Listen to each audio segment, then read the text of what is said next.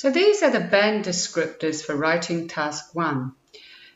There are 4 categories the examiner is looking for when he's marking your response, and they are task achievement, coherence and cohesion, lexical resource, grammatical range, and accuracy. And these are the band scores here from 0 to 9. Let's look at what you need in order to get a 7. The first thing, as we said, is the task achievement. For a 7, you must present all the information with a clear overview. That's the elephant sentence in our case.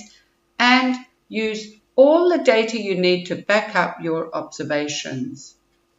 Then the examiner will look at your coherence and cohesion. Have you organized your information in a logical manner and used linking words to connect the sentences and paragraphs? The lexical resource is the vocabulary you use. You should use vocabulary that's appropriate for describing graphs, trends, maps, and flowcharts. You should not make too many spelling mistakes either. You can see you can have occasional errors in word choice and spelling or word information, but most of your sentences and words should not have spelling mistakes.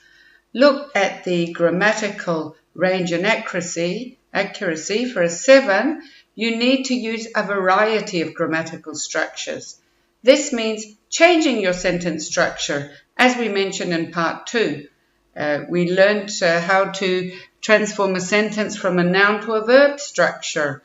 We also learned to use complex sentences and passive voice wherever appropriate. So here's a checklist for you to refer to as you practice. Use it to make sure you have included everything you need in your response to get a high band score. Let's take task achievement first.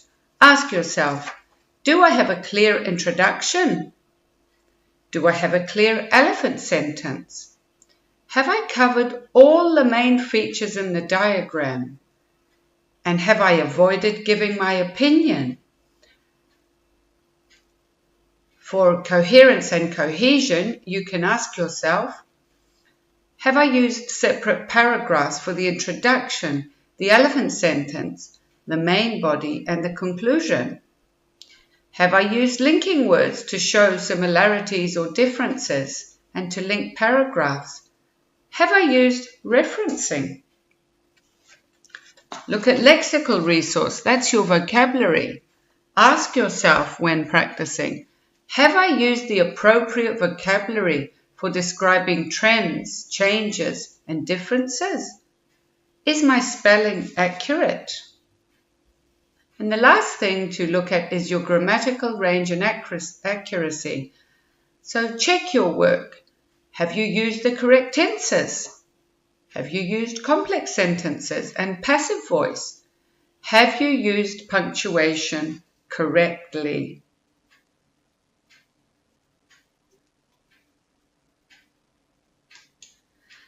So practice what you have learned in this course using the exercises and the links in the ebook, and use the checklist to make sure you have fulfilled the requirements of task 1. You'll also find the transcript and all the model answers in the ebook you received with this course.